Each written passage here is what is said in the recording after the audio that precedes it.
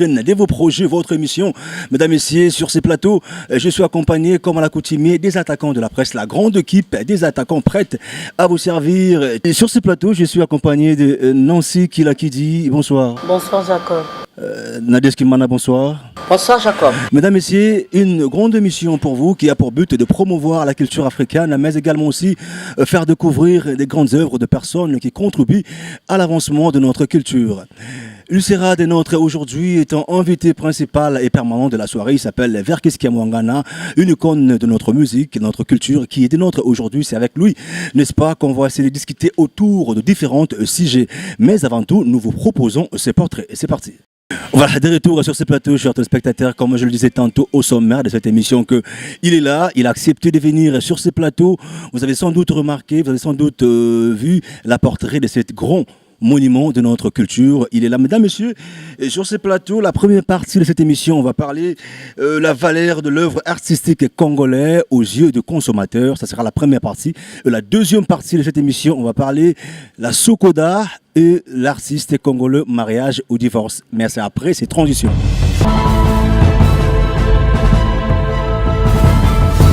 Voilà, des retours sur ces plateaux, chers téléspectateurs, il est là. Monsieur Verkis Kiamwangana, bonsoir. Bonsoir. Ça va? Oui, ça va, ça va. Très ravi. Vous êtes content d'être là ce soir pour nous? Oui, bien sûr. Ok. Parce que je suis venu. Voilà, vous êtes en face aujourd'hui des attaquants de la presse et la grande équipe. Voilà, vous êtes prêts à répondre à toutes les questions, je crois. Oui, bien sûr. Verkis Kiamwangana aujourd'hui to meka kobeta lisolo ya culture congolaise. Alors tolingi toyeba est une icône ya musique ya Congo, monument au asali mingi na mboka na biso. Alors pourquoi aujourd'hui œuvre artistique congolaise est sous na valeur aux yeux des consommateurs, naba producteurs, piraterie sur la place. C'est pourquoi aujourd'hui que l'œuvre artistique n'a plus de valeur na mboka na biso. Mais oui, d'abord il faut y que ma musique est obéie à Bamboka, surtout. Hein?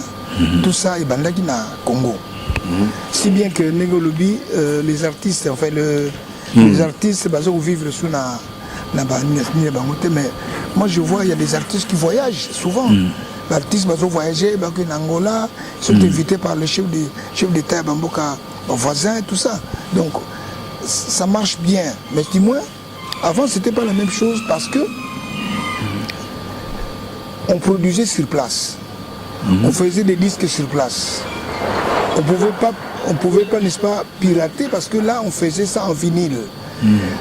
Parce que pour faire un truc copié sur base, n'est-ce pas, du vinyle, ça ne marche pas bien.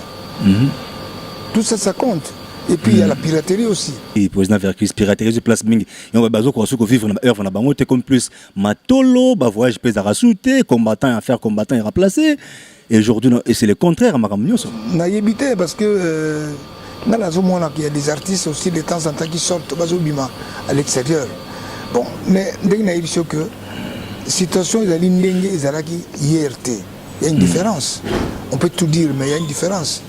Quand les Araki, bon, et Bobeta, vous sentez que la population va derrière vous. Mais si souvent, bon, artistes vont vivre comment? Donc, Carence, c'est producteur, président l'une des causes, c'est Marambango. Oui, Carence, éditeur, c'est vrai.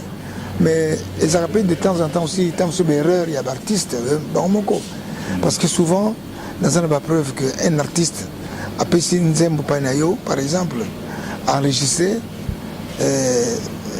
mais tant enregistré, au Yoka Lobby, artiste, on a comme les mêmes chansons, après c'est un éditeur monsieur. Et ça m'a rappelé midi. Nana ça qui voyage une fois na Dar es Salaam. Na Kineguna, na Kikukuta kuna na usine bazo sala banzembo ya artiste munene ya mboka na biso awa. Na bengi na téléphone na bime bazo pirater yo awa. Alibina non mais tika bango ba pirater.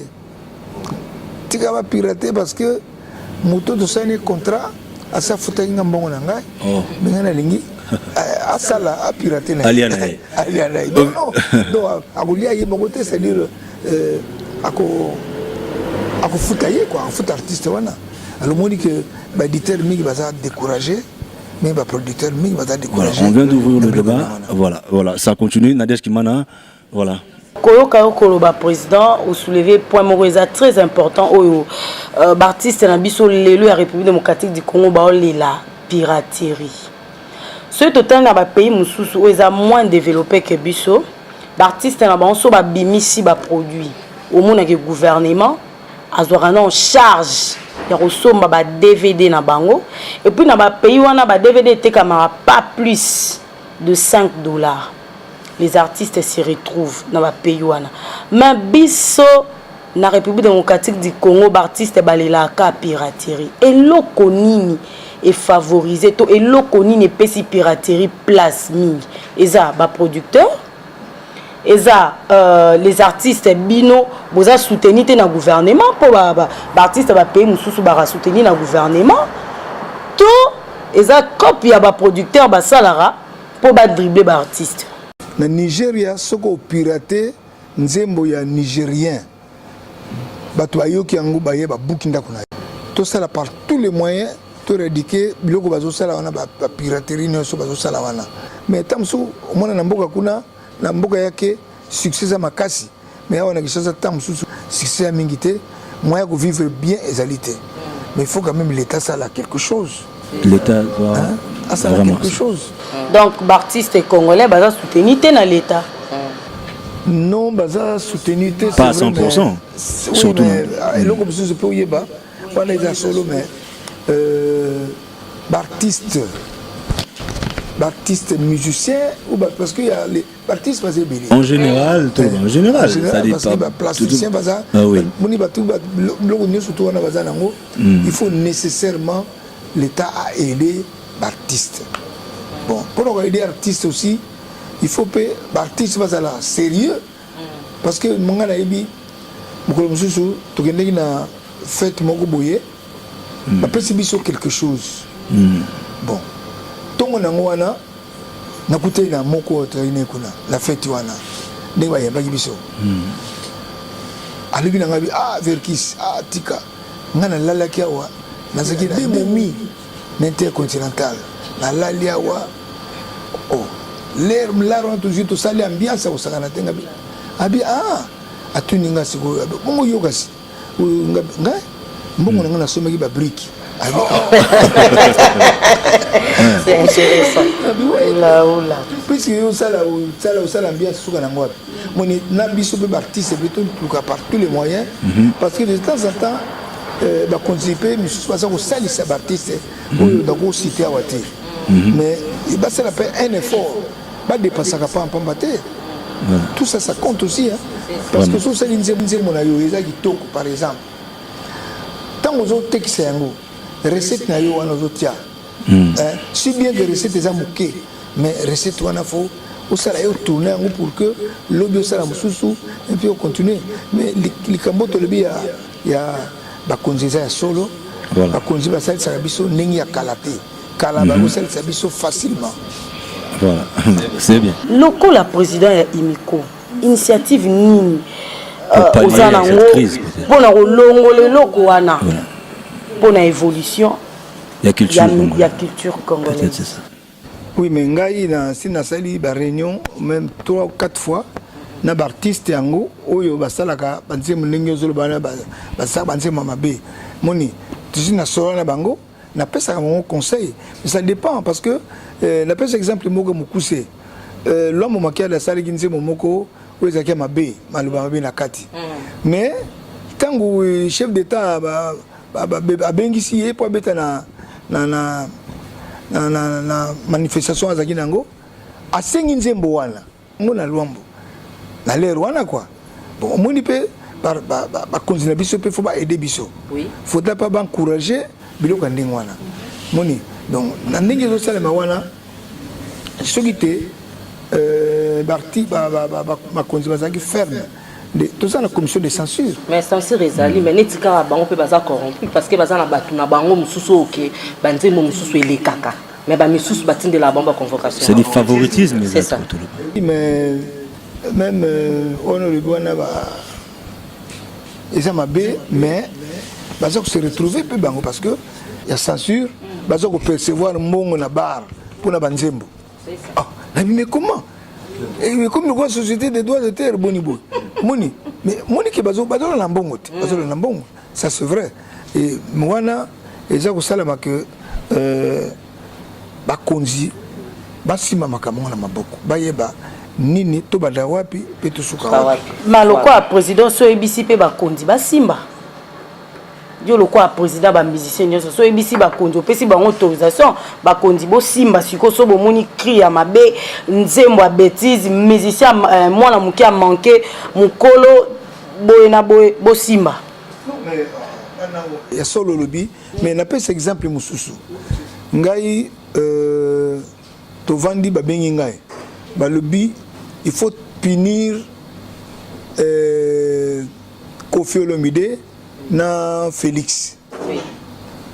Toké n'a dû décision na suspendaki bango pendant 6 mois. Bazako bimate, bazako répéter. Oui. Mais pourquoi? Parce que les gars na télévision bazako fingana. Alors ba konzi ba vandi boye bazo yoka. Oh, mais qu'est-ce qui se passe? Pour les makambo bazo ba allez ba benga non, il faut les sanctionner, il faut les punir.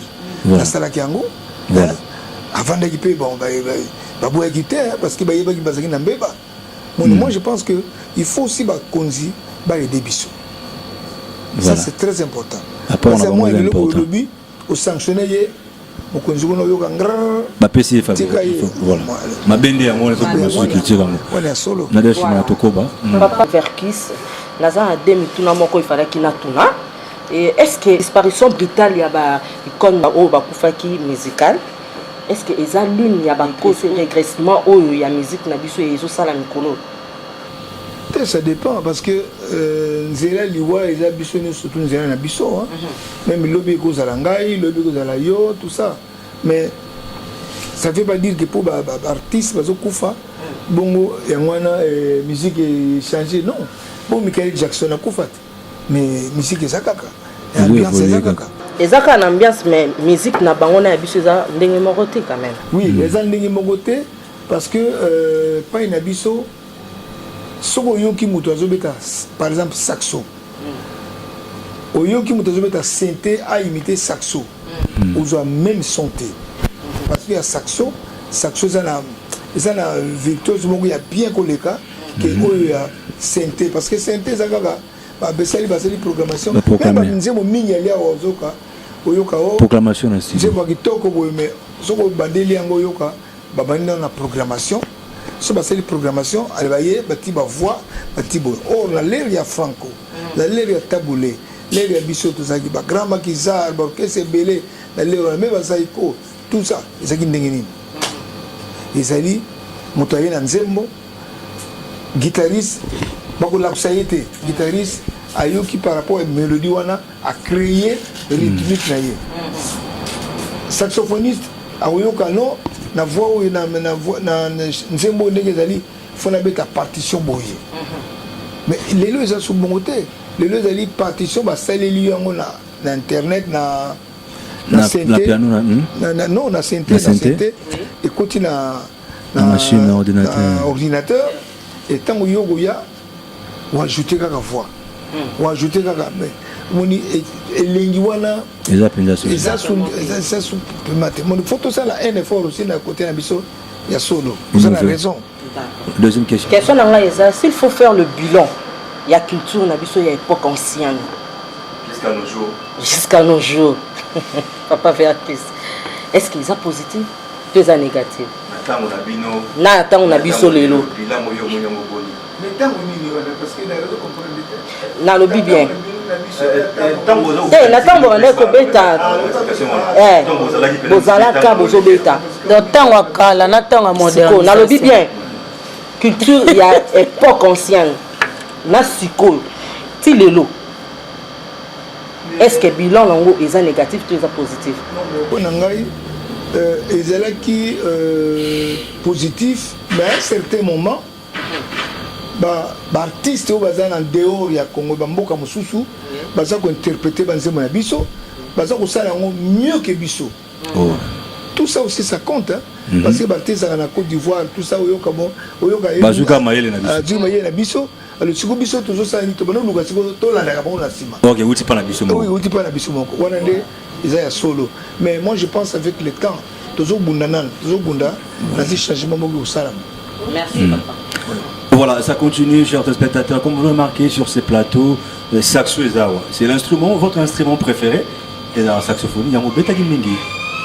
Président Verkis. Saxo, oui, saxo. Na bala ou beta ngobanda kala. Il y a un lingara mingi. L'instrument préféré na yo. Oui, parce que l'instrument, tant on a beta la saxo. Sur la zana, fait mon batanga ou bien l'église, bien na mi koti ça na kati ya saxo. Voilà. Dans na kangi saxo ou dans obeta. Maya mishi zobiba. Vraiment. Voilà, on appelle ça des sentiments ezali. Mais ce petit partition à la synthé, ils ont un dingue mon côté. Voilà, merci beaucoup.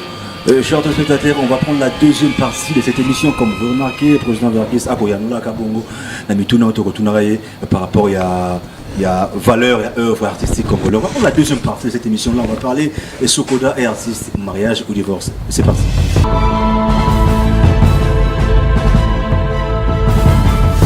De retour sur ce plateau, chers téléspectateurs, ça continue. J'ai aujourd'hui président Verkis en face des attaquants de la presse Toko Beta Penza, Masolo Nalolenge et Sengeli. Donc, deuxième partie, Toko Beta Solo, il y a la Sokoda, et artiste, mariage ou divorce. Mais président Verkis, ça va toujours partie à Sokoda. Tolini Tolo Banano, où en sommes-nous avec VV Santerre, orchestre, Yebaki, et je est vrai, mais Toko Miwapi, l'orchestre VV. Non, tout ça qu'on répétait. Tous les gens bon ça dans le bar. Voilà. Parce que comme na tikaka que avant la zone la scène il faut la dans bar la ngamoko. Moni yangwana tous ça qu'on répétait. Nansi avant 2 mois ou 3 mois tous allons sur scène. Sur scène, la production scénique Rozonga et puis parce que bato bakozela bino pe production scénique Rozonga bato ba mesa na koyaka na bar comme d'habitude ba koyoka saxophonie live comme ba mesa na koyoka mais ni tambour ni trompette et signe de vieux salamate album de s'annoncer no ebisi biso que bo se préparer pour la production scénique. Mais oui, mais pour ça l'album même banini faut dans l'étranger. Tout ça aussi ça compte hein. Parce que yo ça la biso to ça la tant ça nzembo. Il faut natina moto na poto akende kuna sala tout ça. Moni ngana za sûr que na ndenge bayambaki ndeko nanga lutumba pa mokonzi apesaki promesse que bakosala studio munene nakanisi makamone ko changer aussi na la production ya ba cassette production ya ba CD production ya ba flash one flash disque mon biso orchestre VV toujours répété c'est quoi presque presque 2 ans ti naza sikoyo nana yogi sentiment ya ba chanteur ndenge ngana lingeli yango te c'est ainsi que toujours bundananu et on a aussi même soko artiste ba chanteur ya malamu bazali ya malamu baya ko s'inscrire baya n'est-ce pas ba solliciter voilà na bébé et les autres qui biso kaka ils a ba chanteur de perception un peu erreur mais instrumentiste tout va ça très bien. OK. Voilà, Boyo Kimbela ba chanteur Pai Bozali, Boya na imna ba VV chanteur, je crois que kuna ndi Pai bakozwa ba réponse ba ya ba na bango nyonso so ba komi pour na ko s'inscrire ba kota na VV chanteur ba évoluer la carrière na bango. Alors, tous les bongo likambo ya Sokoda, la deuxième partie de l'émission, président Verkis, d'abord to ya bananu. C'est quoi le rôle ya Sokoda nanu na mboka na biso? Sokoda est comme Sabam ou comme Sassem. Sokoda Moussala Naye, ils allaient protéger l'œuvre, il y a créer les créateurs de œuvres. Il faut souffrir Sokoda à Société congolaise des droits d'auteur et droits voisins. Oui, exactement. Alors, Moni, mais et puis, tu peux percevoir et ensuite il faut te payer, il faut te foutre na l'artiste ba ayant droit. Moni, pour ça les bisangwana.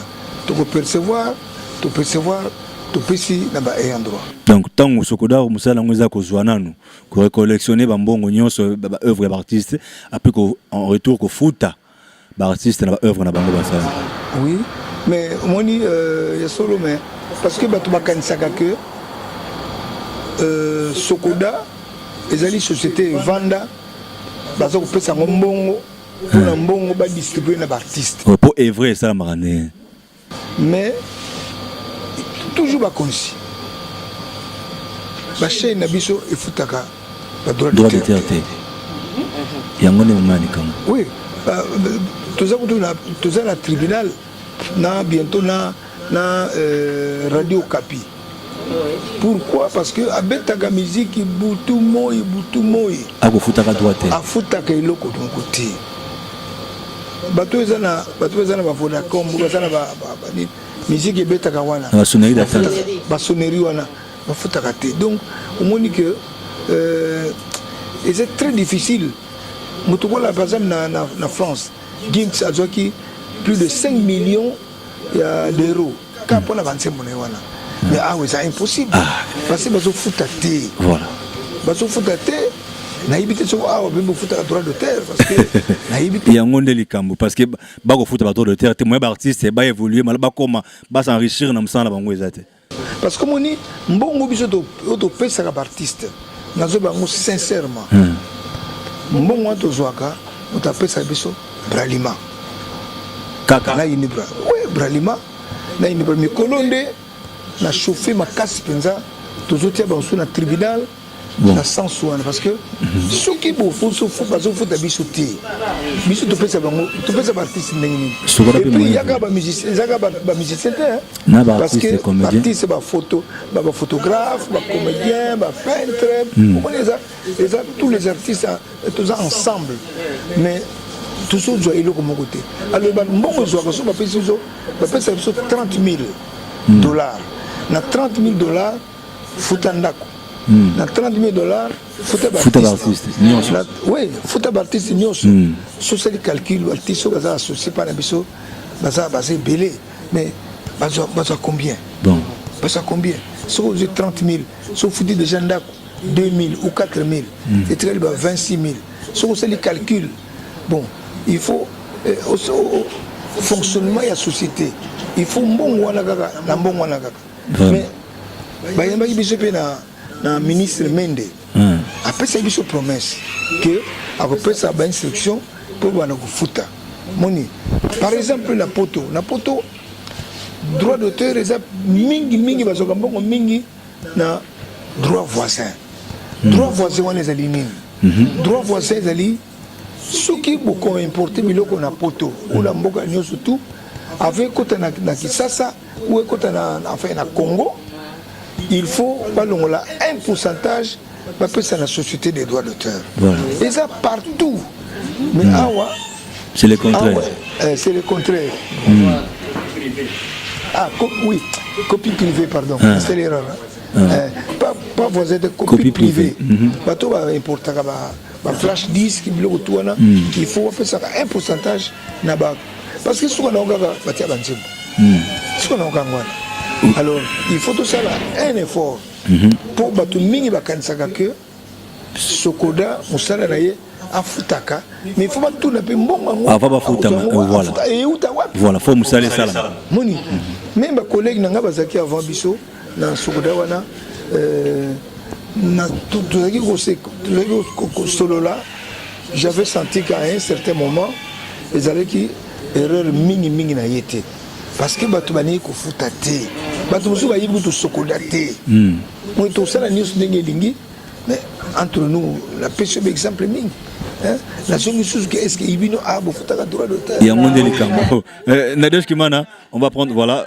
intervention na yo non mais pour répondre ma question est à biso ma réponse né yo ne me topé sa biso voilà dans la question mususu to ngai to poser yo papa oyebike ezana d'autres artistes au baza affiliés na kata Sokoda mais les bénéfices bango bazo bénéficier té ba droit na bango na Sokoda mais ozongi ka simate te nazongi simate droit na bango po bazo yango il faut peut-être zo yango na bato bazo utiliser bon bato o bazo utiliser c'est autre chose parce que na yebi artiste mo comédien alekanaki quelque part na chaîne moko moyenne tanga kombo izate alekani azokosela monter alobi ke ye aza affilié na kati ya Sokoda mais na nenga aza affilié na kati ya Sokoda asala ba démarche nyonso Sokoda esengaki mbongo une fois ebimaki mais la deuxième fois yaki mbongo ye kombo na ezaki na liste te moyen zo mbongo ezate bata sokoda basengi ye abandela kosala ba démarche net mutu oyo na azala adhérer na kati te mais tandis que ye déjà azala ki azwa ki mbongo moko et chose grave eza que par rapport à ndenge yazo sala ba pib na ye sokoda azolanda okende kozwa mbongo la place oyo yazo leka kosala ni okoyi koyebisa batu nini bato nyonso balando parce que balanda ki yebe ko biso atoza les attaquants de la presse na koki po otanga kombo rien m'empêche pour tout fouta ye mutu wana lobby il faut pas fouta biso bon ndeni bo futa ke première tour bo futa ki deuxième tour aye komone eza figuré te na kati il y a liboso il y a liboso peut-être bato ba futaki parce que il était ba futaka tam sur les moments où ba futaka te na période ba futaki ya mwana ba futaki na période ba futi bisote ya mwana ba futi c'est que faut aux attendre ko expliquer bango parce que bango ba comprendre ki yango te yango le kana ki na télévision lobi bazo senga $80 pour abandela lisusu ba marché makasi. D'après vous au kanisi que artiste on se li œuvre naie d'abord kuto pour ça là vous avez mbongo wana il faut yo artiste au sel ça ba œuvre wana oyo e kotisi mbongo na sokoda mais ce que ko kotisi mbongo na sokoda te moyo zo mbongo pesa bon siko eloko mais la game tout c'est la même chose bon papa na siko eloko nini bango il faut basala kasi non c'est pas ça mais ba artiste o bazali wana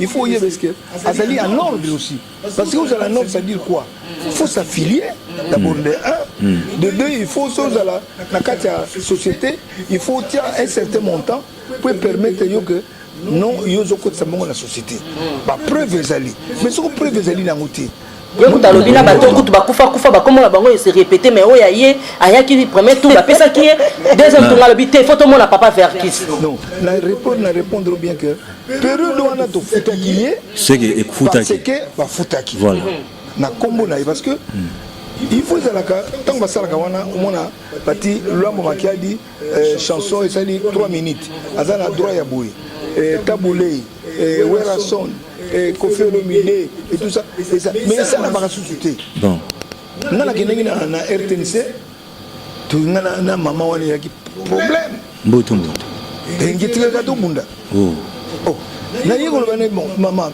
déjà il y a 10 ans passés RTNC azali na nyongo na biso ya 7 millions de dollars mais 7 millions 7 millions de dollars mais biso toye to relancer makambo surtout wana abi bon tout ça d'accord tout ça lango na bi bon faut yeba que barrière na biso na faut bofuta abi arrière ni wana mais musique beta ilele beli kala wana ibo yebi ngote ah il faut oublier ça tout le comme singa ah non oublier ça oublier la bofuta ma artiste oui c'est ça le problème même théâtre ça voilà na télévision ba film le kana télévision souvent mbongo na biso ba bloquer on peut na poto parce que to futaka sabamte to futaka sasemte biso de ligne besoin ba konji ba ça par tous les moyens parce que quand vous dites que Moutouana a sali démarche non a sali comédien mais tant on va la comédie on est-ce que parce qu'on fout un ticket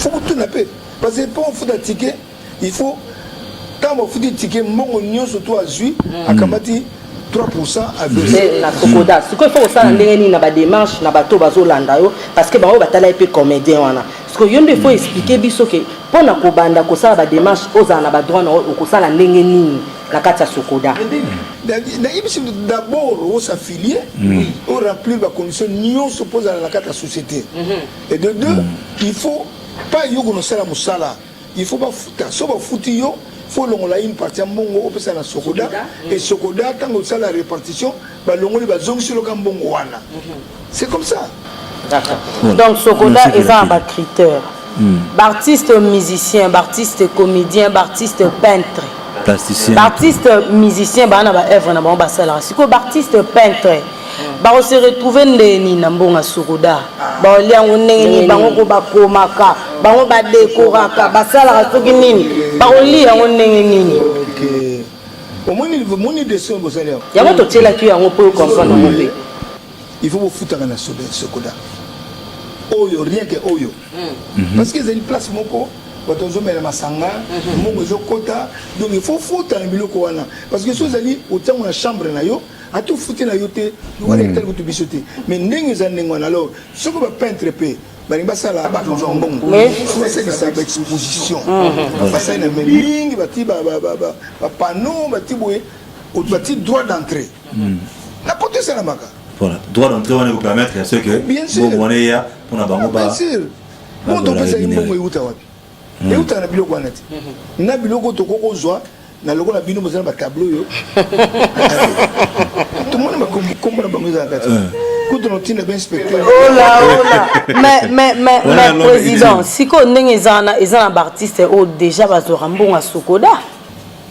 Mais si mais répéter le souci. Est-ce na posaka ya vrai ou faux? Après on continue Baptiste bazali ba o baliaka mbongo ya soko banda tinde tozo kende bazwaka mbongo bazali ça dépend ndenge na yebisi bino que soki tozo pesa mbongo na artiste ndenge to kabola wana lelo ils ont droit na bango te ils ont droit na bango te parce que nanu société moko salite que to sali nzembo to sali boye to futaki artiste boye to futaki société à droit d'auteur boye ezalité donc ata bino moko bon bito zombongo mais na ba société mi balo tangia o bi ba futaka mbongo na bon c'est que ba artiste msu bazora na ba mbongo po ba ko na file libanda c'est que po ba société no tangane mwana tangia te po ba futa ngati mais olobi ya ba société wana mi balé bango ba futaka ba msusu mikolo yo mikolo parquet lo pamba o meme bango kuna po ba futaka te mais ba deux sociétés na loko e futaka c'est qu'il y a des artistes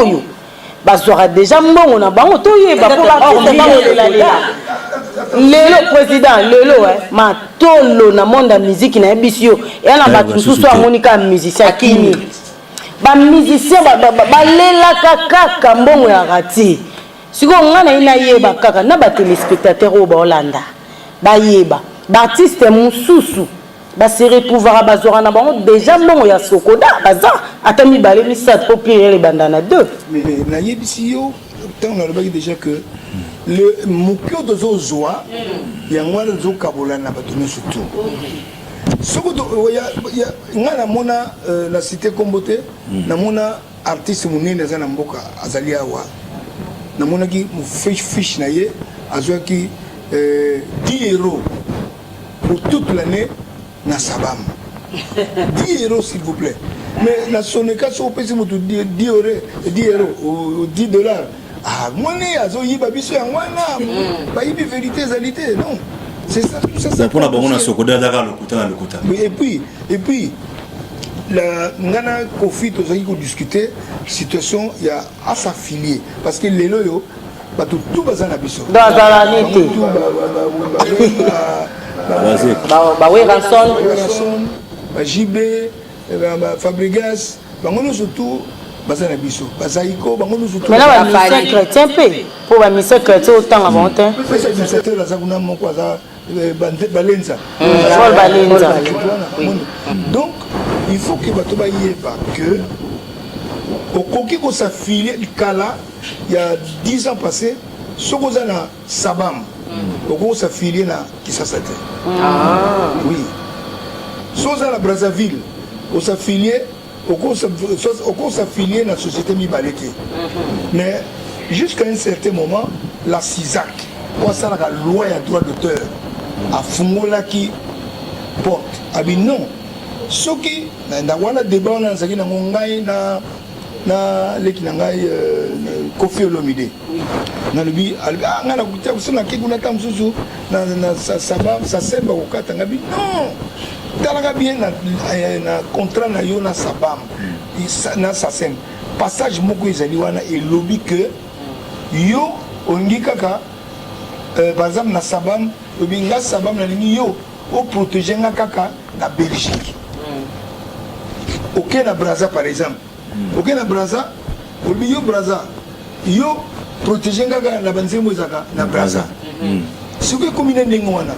Na expliquer yango titabi ça ka ndenge wana vérifier yango parce que toujours suivre makambo so Sisak azo sala parce que Sisak yende mutazana makambo tout il y a pas droit d'auteur et puis encore et là comme ça na zongi pona ba et là comme ça na lobi na so pona ba par exemple normalement ezali na monde entier ce qui société à droit d'auteur et salami à sika l'état kozango en charge pendant 5 ans oui et ça tu as ba document moni mais bino basala ngote basala ngote tozo bunda kaka mais siko basala ngote pourquoi président boza bon côté na ministère de la culture Tony mais ça dépend parce que ezali kambo ya ministère parce que ezali kambo munene puis ezali na loi ndingwa loi ya na ompi elubi ndingwa na que mboka nyonso oyo kosala société à droit d'auteur il faut société wana elle est soutenue par l'État pendant 5 ans. Pendant 5 ans. Les alliés, mais biso atambala mon côté. C'est beau ça marche. Biso moko toujours au moins na voiture mo konzi moko yoka. Pensez bozo beta bien ta mais mbongo futa na été. Tel ko la Brazzaville. La Brazzaville batiaka vignette. Vignette wana il y a droit d'auteur. Vérifier ngo yoka. Soko ba policier ba le papa mo vignette déjà ba kangio. Si tu as radio zali allez bakangi tia que no futa mais ah oui ça m'a ngote déjà bangomo déjà bazo futa te vraiment est-ce que vous comprendre bien to comprendre madame le président je crois que azomela koyanula pour expliquer dans la question nous sommes itali sokoda itali ensemble avec musiciens moi je suis vers la fin on va prendre une transition pour revenir pour chuter déjà les de retour sur ces plateaux, chers téléspectateurs, lentement et sûrement vers la fin de cette émission déjà. Président Verkis, je crois qu'on va prendre votre dernier mot par rapport à thème Nabisu à Sokoda. Qu'est-ce qu'on peut retenir déjà de votre passage par rapport à deuxième thème Sokoda? Et puis on va reprendre la rubrique J'ai connu un instrument qui va intervenir déjà dans 2 minutes. Voilà, en deux, 3 phrases par rapport à Sokoda déjà. Qu'est-ce qu'on peut retenir rapidement? Artiste baïeba que et là que yozo réclamé eza oyo ba pesi bisoté eza loko oyo yo moko sali bongo nani ekoti tala même to ça ba problème la société wana mona ba conseil d'administration bazo bimisa mbongo bazo ko pesa mbongo ya fonctionnement bazo sala boy parce que mbongo ezati donc faut ba yeba que ba sala makasi ba to ba yeba droit d'auteur eza nini parce que ba to mingi ba yu droit d'auteur te muzu soko tilié kuna atuni oh Sokoda, c'est quoi ça Sokoda? Mindelo est belé, n'attendez pas un inspecteur, mon voyage n'a pas de saga à quelque part. Mais Mindelo a dit, mais Sokoda, c'est quoi Sokoda? Oui, il y a bien tout temps. Tu Tomeli Mikanda, ordonnance à chef de l'État, n'a arrêté, oui, Salamaki, n'a ministère. Ah, il y a solo. Mais pour tout ça, partout, il faut tout ça, n'a pas moyen. Il faut les caméras dans la télévision et la radio. Mais mbongo ezate photo luka ya koluka ba konziba aider biso vraiment moi ya suka ngwana voilà ba konziba aider biso malamu encore koleka pona Sokoda etambola malamu donc botika okanisa ke président Verkis a kolia mbongo Sokoda que Sokoda peut fonctionner malamu faut ba konzipe baya ko chapa je crois que vous avez eu des éclaircissements par rapport à la thème non mais pardon mais Verkis a kolia mais tout ça na société de surveillance bazali ba contrôle la biso ne pensez pas que Verkis a vendu ka bazoli mbongo non mbongo vous êtes contrôlé tant que on appelle ça ba détail mingité boyebité mbongo ngo azo ngo wapi vraiment tant que yé mbongo peut appeler ngo pour la société vraiment par exemple vraiment merci beaucoup la rubrique J'ai connu l'instrument à tout de suite le plateau le président Verkis vous êtes en face il y a instrument. Vous êtes artiste et musicien. Cette rubrique, ça permet, n'est-ce pas, artiste et musicien, attaque au bête à l'instrument, quand même, combo, il y a l'instrument, il y a accompagné la musique. C'est très important dans Boka Nabiso. Alors, instrument, il y a des flés, na simanayo. Il y a un dauphin de la manette, autant que la biso, combo, na biso, que bête na son, de répondre à biso, tel instrument. On va prendre ce premier instrument qui va jouer. Ça sera quel instrument déjà? Ok, président Verkis. Moi, c'est Kobel. Kobel. Oui, instrument, c'est Kobel. Ok, on va prendre la... Voilà, deuxième instrument. Ça sera quel instrument déjà? On a dit maracas. Vous êtes sûr que dans Maracas? Ok. On va prendre quel instrument comme troisième instrument? Ça sera... C'est mon instrument, ça. Voilà, ça peut jouer, continuez.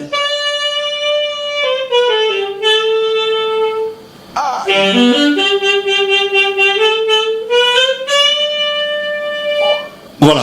Il joue très bien, c'est le saxophone. Saxophone. Alto. Bravo pour le président Verkis Kamangala. Voilà, c'était la dernière rubrique. Je connais l'instrument. Face à la caméra, à cœur ouvert, président Verkis, un mot pour l'émission et puis votre tout dernier mot pour Lelo, pour pourquoi Lelo, na show business et les attaques de la presse. Face à la caméra, cette caméra là, voilà. Nous, na sepeli mingi initiative bozui na musalo yo nzambe asala makasi bo mata komata. Merci. Donc naïbi que Baptiste nous surtout tout le cas par tous les moyens tout soutenir pe bino. Voilà. Moni donc nazo senga bino artiste tout soutenir bato yo pour bazo sala musala moko propre. Bon, donc, nati moya kusa le baso été. Pour na peuple congolais sur botala yo. Pour na peuple congolais sur botala ngai. To lingi bino bo sala par tous les moyens bo yebisa na bato na kabara na bino bato na bino que sokoda ezali mongo oyo tozo akate. O ba futine l'état pesi biso te. L'état pesa biso te. Mais to lingi l'état bana ko pesa parce que eza ndenge wana loya on pie le ndenge wana. Voilà. Merci beaucoup, ça n'est fini pour aujourd'hui, chers téléspectateurs. Merci au président Verkis Kamangala d'être là ce soir pour nous. Merci à Nadia Kimana, merci à Nancy Kilakidi d'être là ce soir. Je tiens à remercier toute la grande équipe technique Aïe et tout Forêt Moulin aujourd'hui. Merci à Fabien Montofé, merci à Gerlandela, merci à Chakou Yaoune, merci à Paul Bossomi, merci à Joyce Didou. Merci à notre maquilleuse et Madame Jolie Salon Vision, un travail très professionnel. Merci à notre bière Cisodor, la couture intelligente, comme vous le remarquez. Merci à tous les amis. Merci à Monsieur Thierry Kabamba, les patrons du Pyramide Group, l'homme utile, on ne cesserait de le dire. Merci à Ken. Merci à tous les amis des PDG Verkis qui sont là pour assister à cette émission.